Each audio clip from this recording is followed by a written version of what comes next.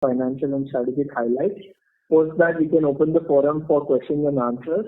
With presentation and financial and investors will of our session. Thank you, Chintan. Hello and good evening, everyone. I'm happy to have you on the call today. I trust you have seen the numbers. Saurabh will take you through the details. But in summary, growth is gradually coming back and we are encouraged by signs of progress. Same-store sales were up by 3% year on year, moving back in the positive territory. A key highlight here is that it is a guest count-led same-store sales growth, while average check remains stable.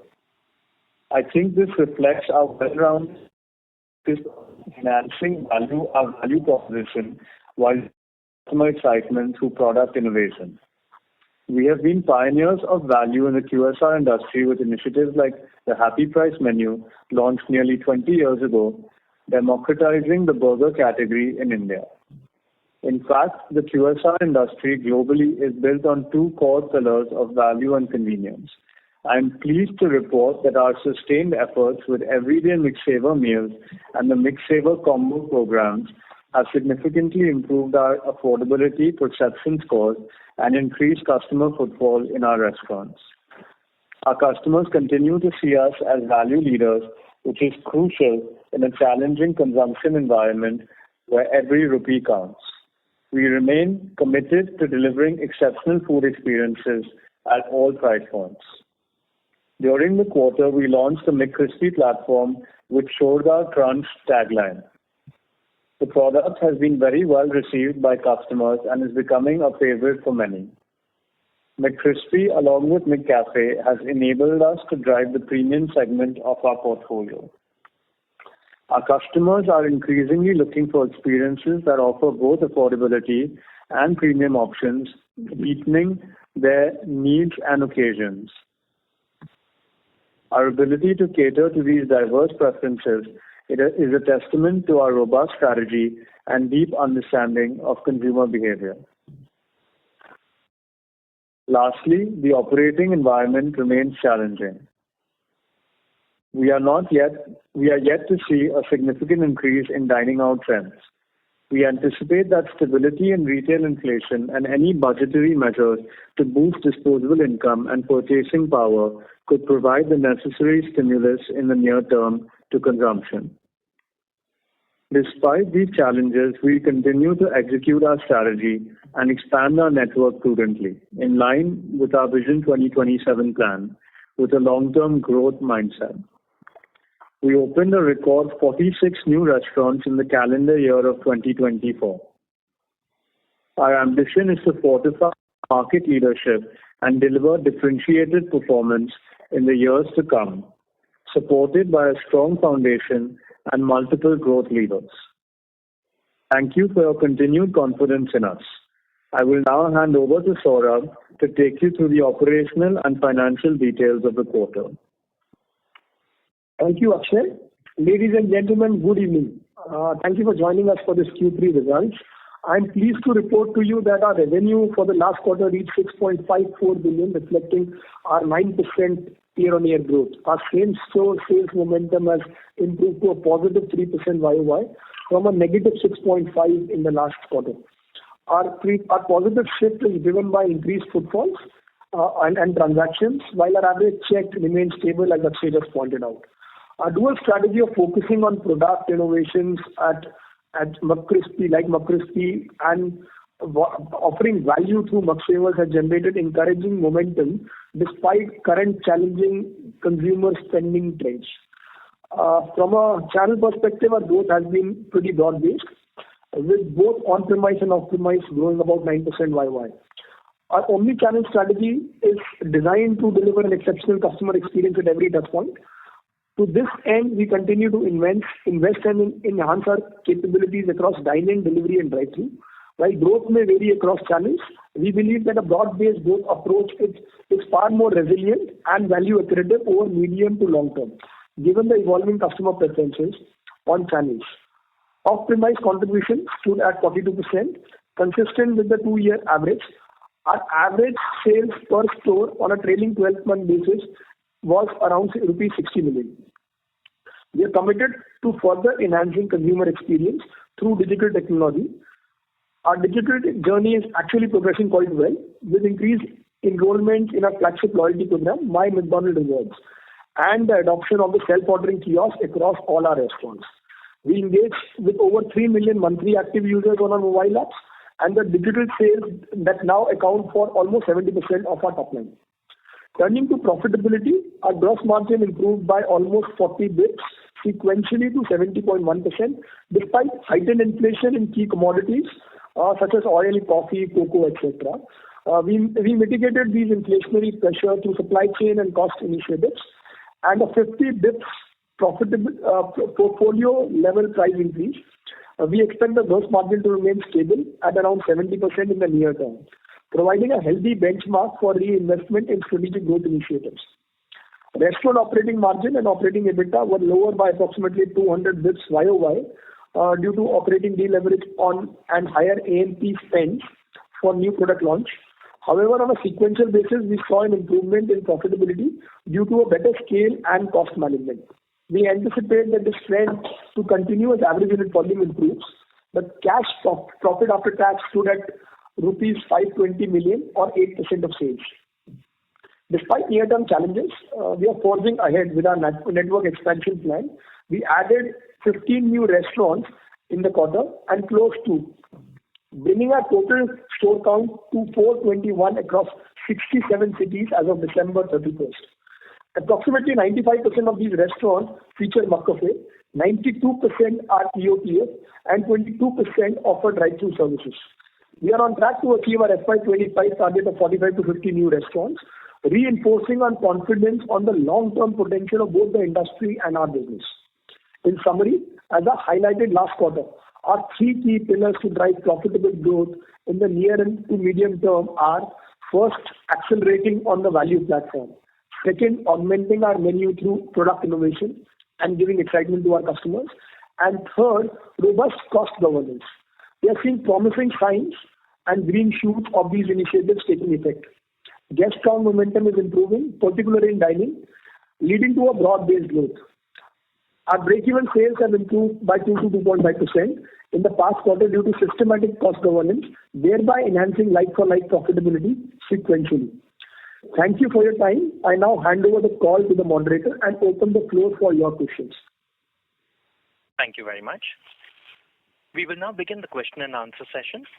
Anyone who wishes to ask a question may press star and 1 on their touchtone telephone. If you wish to withdraw yourself from the question queue, you may press star and 2. Participants are requested to please use handsets while asking a question. Ladies and gentlemen, we will now wait for a moment while the question queue assembles.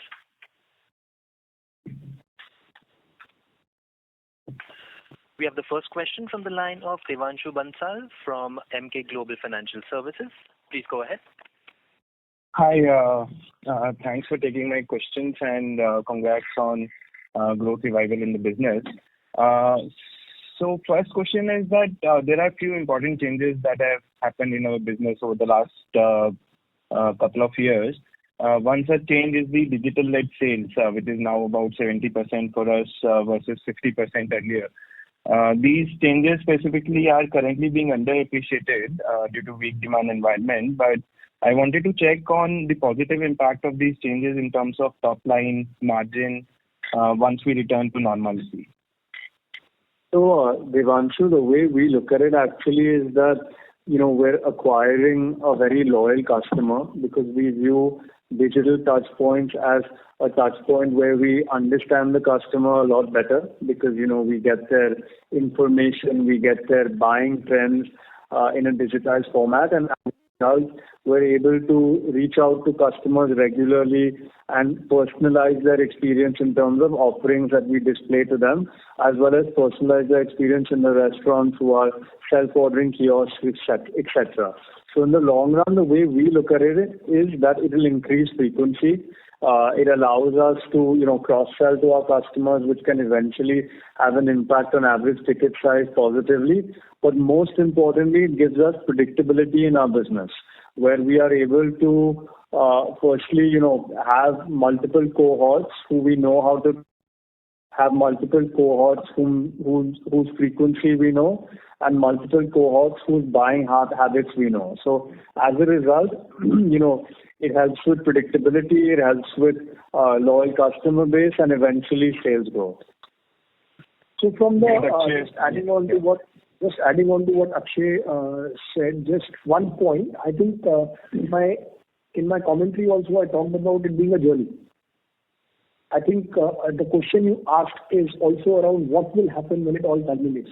I think Akshay gave you a flavor of we can bring predictability, we can control frequency, we will have our loyal customer base with us all the time. So those are all advantages we all know. But to me, we are also approaching it very structurally because there is restaurant and network involved. Because our digital strategy is also really digital, right? So there is self-ordering kiosks which are there in the restaurant. So we foresee this journey completing and giving us all the dividends which digital sales gives to the business.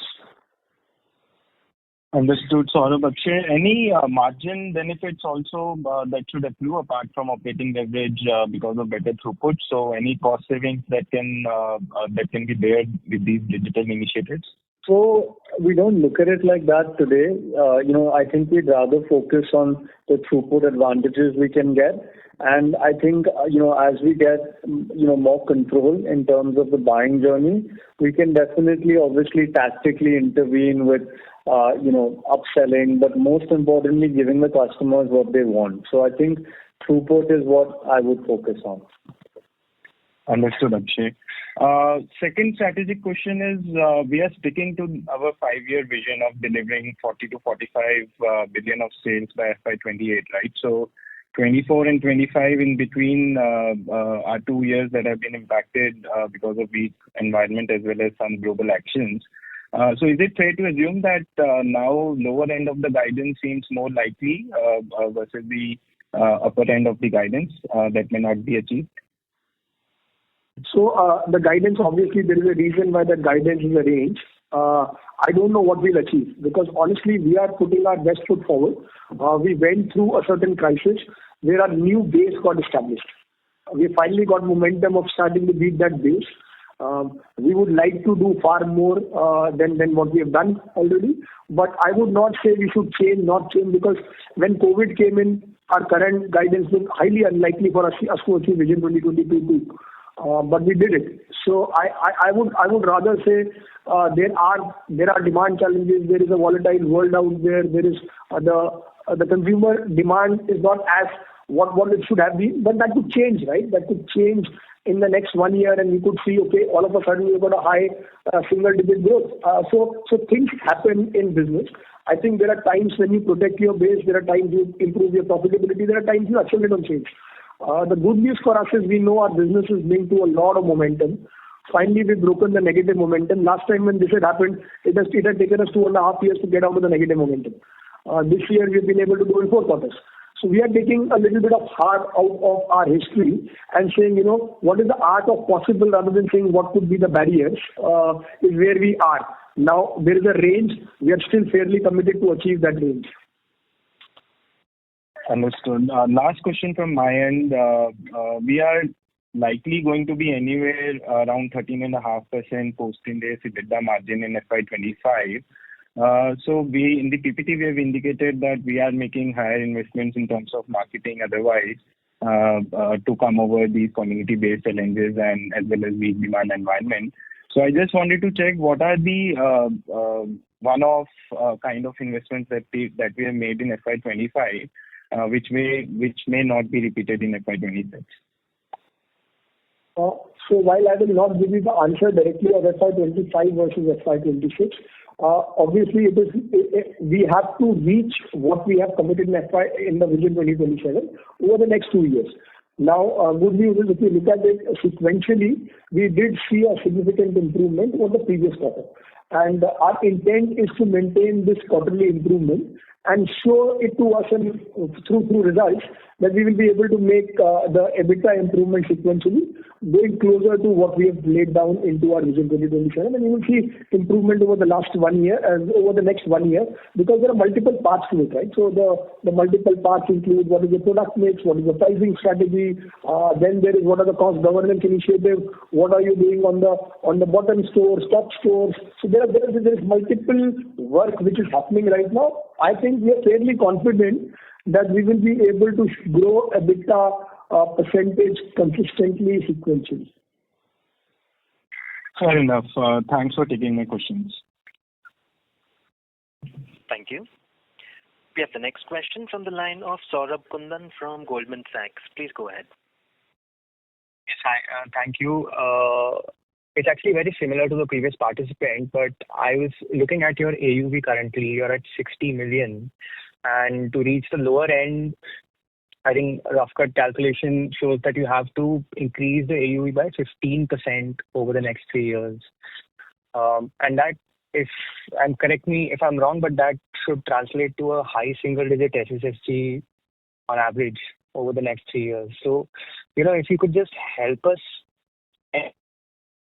how you expect to get a high single-digit SSSG, that will really help. If you could just break it down into maybe transactions, footfall, or new product introduction, that will really help get some confidence. Okay, so I'll give you a little bit of flavor on it. So obviously, when you look at the average unit volume, and you compare it to the comparative store sales, which actually means that all our restaurants which were present last year have done 3% better. So their AUV is higher. The AUV on a totality basis is lower because of some of the new store additions and for some stores which might have shut down, 1 or 2 stores which would have shut down. So if you look at it in totality, the momentum of growing has come back. And now some of the new stores might not have been at the system level, which is causing some kind of to me transitionary blip, because we opened the number of stores we did, and we also expect that them to reach system average in the next couple of years.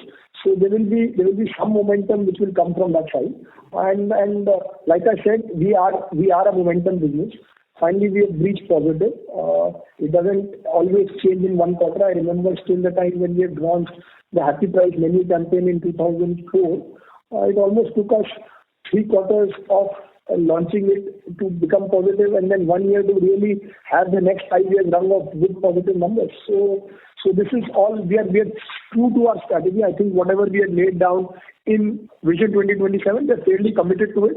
In fact, what we did do was, because of all this crisis, we had augmented it and said accelerating value platform is now one of the key agendas we have. We are comfortable with what we are providing as input, and we believe this is just a matter of time when you'll start seeing the momentum shift to even better numbers. Sure. Thank you, Saurabh. So, safe to assume that it will be largely transactions driven. I'm talking about the SSSG because, you're focusing on value, so you're trying to get more and more footfall. Yeah, we would largely want it transaction driven without having any impact on the average customer bill value. That's pretty much how we've always thought about things. So, and that should continue. Okay. And I think you mentioned in your remarks that you feel that dine-in is still not fully back. Can you just dig a little deeper into that? Do you say that because some of your earlier, the impacted restaurants, are they still down in footfall? Are you expecting them to come back, or is it something else? No, I don't think I mentioned that in my comment. But however, okay. I think there was a new baseline got established last year. We have to improve from there, and we believe the growth will be broad-based across channels and across types of stores. We did see even in the last quarter, some of the regions not performing as well and some of the regions really doing quite well. So we have to work on those regions, and that's how things will pan out. Okay. And did you exit this quarter, since you're mentioning momentum, did you exit this quarter better than this overall 3%? I mean, was the last few weeks better than 3%? So overall, if I was to say, it was a quarter which was pretty much at par.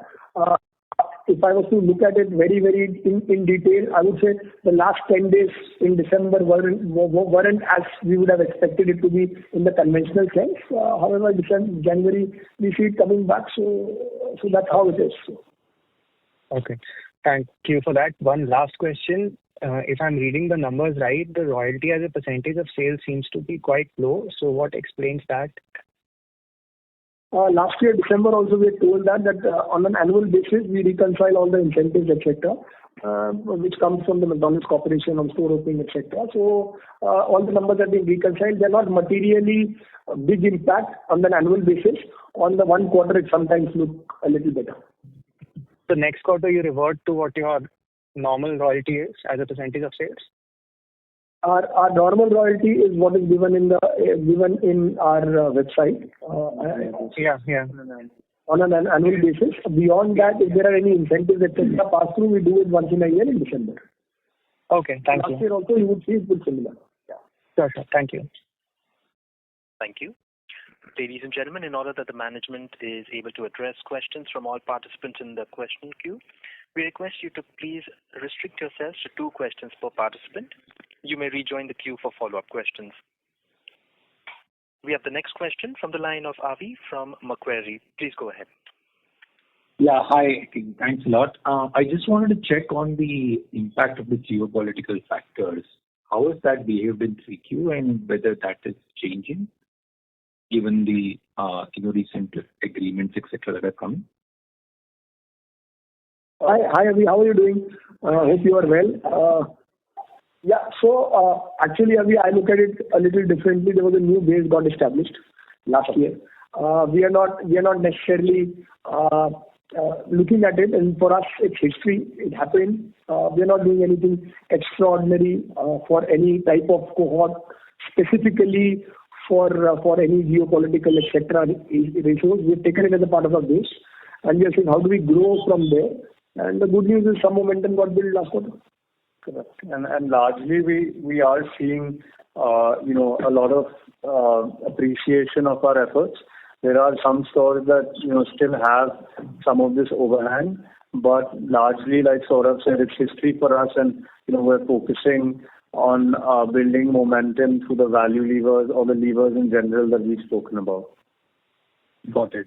So, where I'm coming from is you pointed towards, gradual improvement in demand. Your initiatives are, on track on value. You're doing very well over there.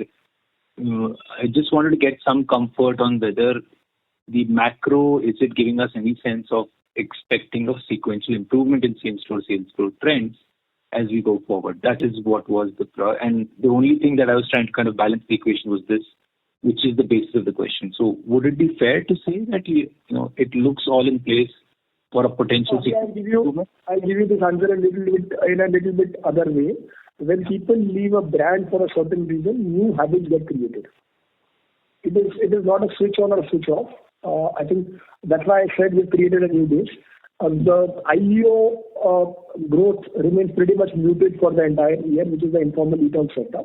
Luckily, Western fast food is doing quite okay, which is also reflecting in our 9% growth overall. But the eat-out occasions have not grown or have remained muted. In fact, OND, with whatever we see, was almost flattish as much as July, August, September, if not a little lesser. So that's what we see. So how I would read it is there are new habits got created and we need to improve from where we are. And we are no longer talking about any factors impacting directly or indirectly. Got it. Just to follow up on that, given this weak demand environment across this industry that we are witnessing, has there been any change in competition or competitive intensity, whether it is from peers or aggregators? Whenever there will be a pressure, everybody wants to give the best value to the consumer. Eventually, when I look at it for us, right, we have put our best value offering on everyday affordable pricing there of what is good for the business and what is good for the consumer and what is good for us being able to have a sustainable business result. And that's why we look at it this way, saying we have to do what we have charted out for ourselves. So I don't see anything from a competitive standpoint because we discuss what do the consumers want. In this environment, value will work, and therefore our number one goal right now is to accelerate the value platforms. But sir, won't there be closures or something? Sorry, Avi. So I think, we do also talk about value in its entirety, which is our value for money proposition. So it's not only an entry level price point, it's the right price point across our entire pricing ladder. So whether it's at the entry level, at the core level, or at the premium level, we feel that, it's the best quality product at the best price possible for the customers that makes a difference. And we supplement it or complement it with our experience as well as, the quality hygiene standards that we offer in a McDonald's, whether it's at the restaurant or through our delivery, drive-through or omni-channel experience. So I don't want you all to get caught up in the thought that value is just price. So that's what I just wanted to clarify. And like Saurabh said, we want to maintain this, that a new base has been created and we are gradually improving from there. We're quite pleased with how our initiatives are being appreciated by customers, and we feel like we have the right product portfolio as well as the use case occasions drawn out. And we're quite excited about our FY26 plans as well. Got it. Very clear, friends. So thanks a lot for this. I'll come back with you. Thank you. Thank you. The next question is from the line of Jay Doshi from Kotak. Please go ahead. Yeah, hi. Thanks for the opportunity. First is, could you give us some update on how, your chicken venture has progressed over the last 2 years since you launched, in how many restaurants you have fried chicken, available today of your overall network, and what would be, ballpark salience that you would have reached in those restaurants? Sure. So I think we have it in all our restaurants in the south, as we've always maintained, and select restaurants in other geographies where we feel the chicken eating occasion is relevant. I think we've made good progress in terms of our platform. We now have a holistic platform where we have a McSpicy range, a McCrispy range, as well as wings in the McSpicy format. So we feel like now we have the right bone-in offering. In addition to that, we have our burger chicken as well as our chicken burger, as well as our chicken sides, which include chicken nuggets, etc. So I think we've done a lot of good work in establishing this portfolio, and additionally, we've further improved the product with our most recent rollout in this quarter, ensuring that customers are viewing this as a differentiated product. So we've done a lot of process product improvement, and long story short, this quarter is when we are launching our final version of the back-end product. And moving forward, we are very bullish as we bring customers back to our restaurants in using this as an added lever to add an occasion as well as build credibility as well as leadership in the chicken category, or further build credibility and establish leadership in the chicken market. And I think, that's why we're so bullish on the south as well. And it's one of the growth levers that still has to play out for the years to come. Understood. Actually, would it be possible to give us a count in terms of how many restaurants you have these products available, and whether it is high single-digit salience as a percentage of ADS or double digit? I believe you had called it out early on, when you initial year that you launched. And, what we don't know is whether it is improved in terms of salience or it is tapered off, or it's where it used to be. Yeah, sure. So we have it in 160 restaurants. I can share that. In terms of ADS, it's remained largely stable. It hasn't grown exponentially, but we have seen a stable base over the last 6 months. We haven't broken out the number basis that first time, but at the right time, we will share some more flavor, because like I said, we've been constantly working on getting the foundation right, because it's required a holistic approach, which includes the product, the training, the mindset that we want to establish chicken leadership in the South. And on top of that, we've launched this McCrispy platform, which includes the bone-in chicken as well as the McCrispy chicken burger, which is again, targeted towards our southern customers as well as customers in the West who enjoy eating chicken burgers. So I think you'll only see ADS go up moving forward. And at the right time, we will give some flavor in terms of how it's contributing to growth. As of now, like I maintain, the growth lever still needs to play out. Understood. Second is on value. You did, partly answer the question, in response to the previous question. Again, is it possible to sort of give us some quantitative data points which kind of, help us better understand how your strategy to, your focus on value earlier this year or doubling down on value has helped either in terms of, driving transactions or has the mix changed in favor of value? The reason of asking this question is when we look at one of your peers, post-delivery fee waiver and, slightly more sharper pricing, they have seen a massive pickup in same-store sales growth. So have you, are you seeing any such signs or do you anticipate, similar trends in your business also, maybe a quarter or two down the line? Yeah, so there, sorry to interrupt. I got the gist of your question. I think like we maintained, in our commentary as well, we have already seen a gradual improvement where we are at, 3% year-on-year same-store sales growth. And it's come on the back of guest count-led growth, which means that our value proposition is working. But I want to maintain that value for us means value across the board. Obviously, sharp communication around entry-level price points does help customers enter the restaurant, but we do a very good job in terms of trading them up as well, because we want to maintain profitability as we keep adding average unit volume. That's when operating leverage truly plays out. We don't want to cannibalize and downgrade our customers. So I think the quantitative, indication is already there in our current quarter same-store sales growth, which has been primarily guest count-led. And we've managed ensuring that value has been across the board because our average check has remained largely stable. So I think, that's how I would look at it. Sure. Thank you so much. Thank you. The next question is from the line of Krishnan Sambamurthy from Nirmal Bang Institutional Equities. Please go ahead. Hi, Akshay and Saurabh. Over the last couple of years, all of your peers have ramped up their value offerings. Both of you also mentioned at the beginning that you have retained your value leadership.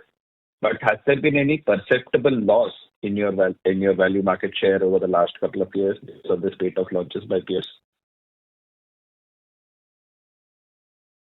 As we mentioned again in our commentary, in fact, our value scores and affordability perception scores have increased significantly. And as a result, we've also seen a quantitative output or outcome, which is our increased customer footfall. So, we answered that already. But again, to reiterate, we definitely are the leader in terms of value for money, in terms of brand scores, as well as affordability perception scores, which are increasingly important for brand trust. And I think for us, quality of the consumer is as important as the value platform, which is sustainable to us, so that it balances out the needs of the three stakeholders, right? You guys shareholders. The second part is the consumer, whether that proposition is good enough. And third part is for company profitability, because we want to grow through internal accruals. So when we think about value platform, we think quite strategically about it. So whatever value platform you see, we believe they are good enough to be able to maintain high quality consumer intake to the brand, and this is something which we can sustain. We've got internal norms around what do we do for entry level, what do we do for mid tier, what do we do from high on the premium side of it. And we like to be within those ratios because that to us is broad-based growth, which also signifies good quality growth. So that's how we think about it. That's clear. Thanks a lot. The next question is on the pricing. The 50 basis point that has been initiated in Q3. in what month was this done? Was it there for the whole quarter? And has it been more in the premium end of the portfolio and McCafe, given what's happened to coffee prices? Good news is you were not able to observe it, so I think that pricing was pretty good.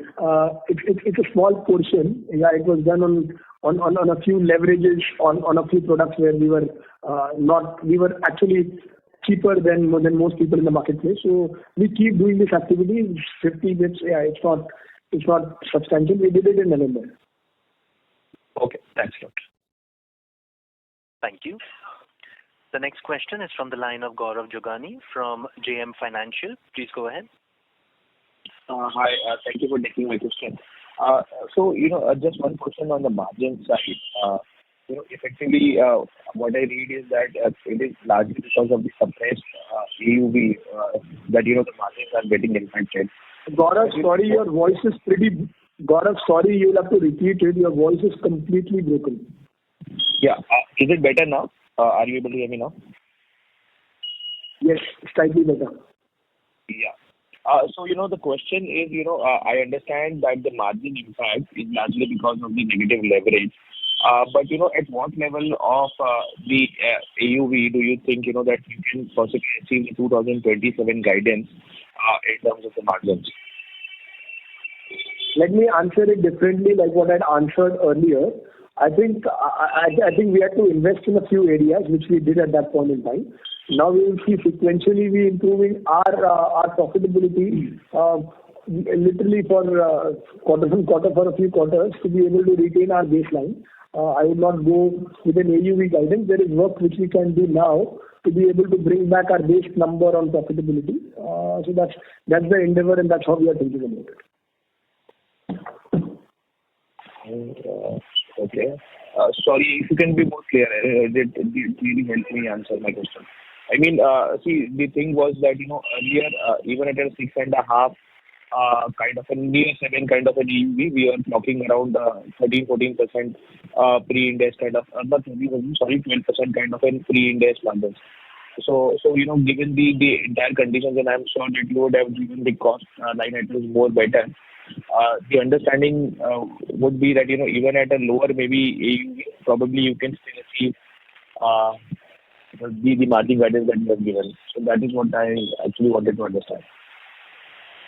So Gaurav, we can't understand, the call is very broken, so we can't understand what you're saying. So we'll take this offline, yeah? We can answer your question. Chintan can get back to you. Okay, sure. Thank you. Thank you.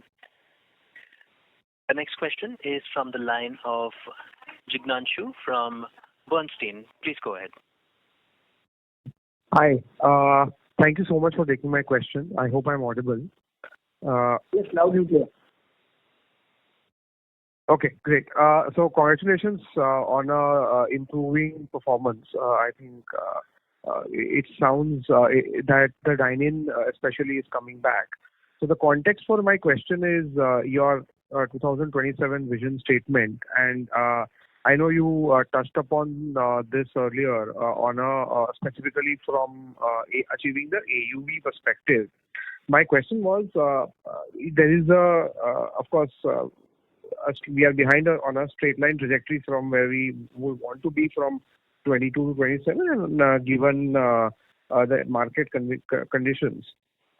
In your view, what would be the key levers that you think will come in handy to transition from the current AUV number that we have at around 60 million to, let's say, around 70 million, which we need at the mid-range of our 27 vision numbers? So is it guest counts? Is it a better mix with more premium products, more AUV per customer, dining versus delivery? So what are your top 1 or 2 ideas that you think should have the highest impact in that goal? I think, Jignanshu, we had laid down the Vision 2027 with clear priorities on the deck, saying what is it that we intend to do in order to get AUV. However, there was a part on making sure that we continue to lead family and meal occasions. The second one was around menu.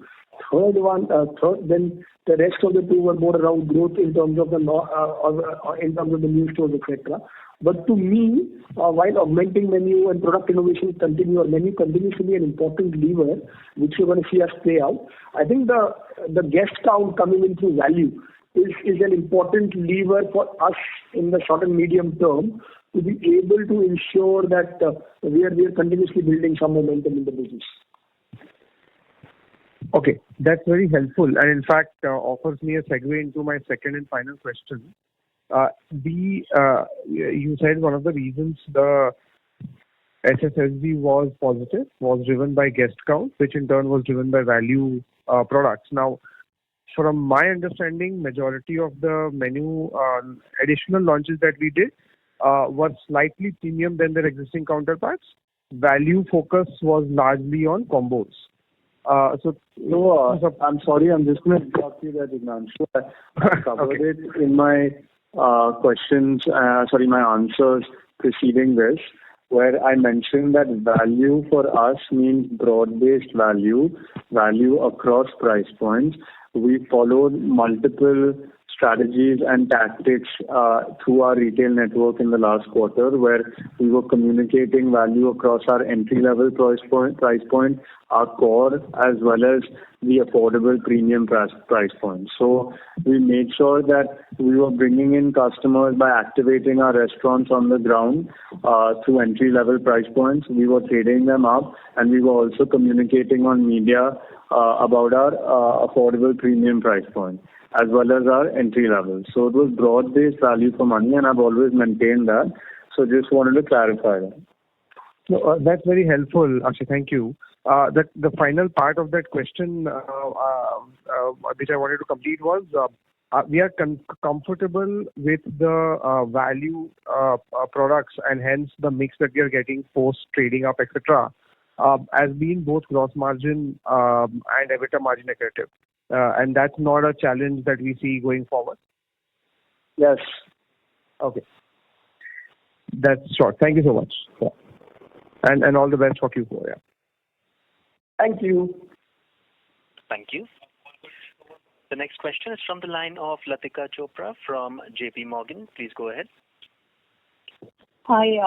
Thank you, for the opportunity. I have few questions or clarifications. One was on your new store addition. I know we are close to ending FY25, but when you're looking at the broad demand environment, and you touched upon how new store AUVs are lower than the mature stores, and probably they are not trending as per your initial expectations. Would there be any change in the thought process on locations which you will want to open new stores in? Would you target more of smaller towns, or you would want to again target deepening presence in the big cities, which ensure a certain level of throughput for you? Hi, Latika. No, I mean, there's going to be no change in our development process, because we don't target cities basis only one factor. We use multiple factors in terms of evaluating our sites or the site pipeline that we put together, and this is actually built out over many years, not just 1 year, because our real estate process spans over 9 months in terms of identification to opening. So nothing changes overnight, and again, like we've always maintained, we're invested for the long term, and most of the locations that we are opening, all of the locations that we're opening are projected over a 25 to 30-year timeline. So in the long run, I mean, all of them will be cash cows. And this current pace of store addition is fairly comfortable for you? Sorry, could you repeat that? The current pace of store addition, the 45 to 50 stores. Yes, long-term profitable for us. All right. The second bit was, I answered a similar question for chicken, and I was just trying to check with you on, on the coffee piece, in terms of salience, any incremental flavor on, how is that trending for you? Is that salience very varied across different geographies? What more you can do on beverages? If you can elaborate a bit more on that. Sure. So, like we've always maintained, this is just the beginning of the coffee journey. It's a lever that's again going to play out because our consumption story still has to play out, even as a country as well as a category. Cafes are definitely helping along with players like us who have set up the proposition in terms of creating the market and educating customers in terms of what good coffee is. And I think we're very well poised to take advantage of that in the coming years. We have a great proposition. We have 400 plus McCafes. And I think the strategy is across cities, specifically our key cities, where we see, McCafe as a very established part of our brand now. And it's about, increasing trials as well as frequency. So I think we've done a great job and the growth has to still play out. So the salience of coffee in your overall ADS is stable, over the last... It's growing. It's growing. Okay. Yeah. And the third bit I wanted to check was on price. How do you think about price increases? I know there's been a lot of focus on value and, there's a focus on guest count improvement. But in the past, historically, you have taken a low single digit kind of pricing on an annualized basis, because there is some inflation in the system always. So how are you thinking about that, for the coming fiscal? Exactly how we've always thought about pricing, that you cannot fall way below inflation for multiple years for sure. So every year take small price increases. Don't be shy of taking small price increases. And taking at least 50% of what the inflation is running as price increase would remain a norm. So typically 2 to 4% of price increase is what we've conventionally taken, not more than 1 or 2% at one go. For the year, it might be 2 to 3 or 2 to 4%. So we'll continue doing what we've always done. Understood. And absolutely last bit, MAU numbers that you have shared, that they're up, low double digits. I just wanted to check whether this is the kind of growth that's also translating in terms of, the absolute value sales that you're doing through your own app ordering. Or basically, is the own app, delivery orders increasing at a pace, similar to MAU growth? How should we think about it? Thank you. The MAU actually both are of our own channels, which is our delivery app, and also on the app which we do dine-in. So it's the cumulative number we don't break out. But having said that, I think the delivery growth is coming out of all three, right? The third-party operators like Swiggy and Zomato and our own app. Good news is our own app is not lagging behind for sure as far as the percentage of growth is concerned. All right. Thank you. Thank you. Thank you. Participants, if you wish to ask questions, you may press star and 1. The next question is from the line of Prathamesh Dahake from Motilal Oswal. Please go ahead. Hi, am I audible? Yes, you are audible, sir. Yeah, loud and clear. Yeah, so just wanted to check if I were to break down the growth as well as SSSG in this quarter, how much impact of festivals versus transactions do you see being factored into this quarter? And will the impact of festivals, if there is any, go off in the coming quarters? See, we have never looked at it this way. Luckily, all festivals are cyclical. They're all built in the base exactly like that. So we do not believe there are good times, there are bad times. It's, to me, there was no positive or negative impact of festivals. They were like to like what it was last year. So I wouldn't attribute positively or negatively around any of this. I asked because last year, third quarter was negative 9% SSSG. So, I mean, did we get any benefit of that lower base, something like that? Again, as we've mentioned, we believe that the growth that we've seen is coming on the back of the new baseline that was achieved and primarily linked to all our efforts in terms of value for money. And hence it's been primarily guest count led. And we don't attribute it to any specific days or any specific events. That's why we report SSSG quarter year on year. And that gives you a sense in terms of how growth is playing out.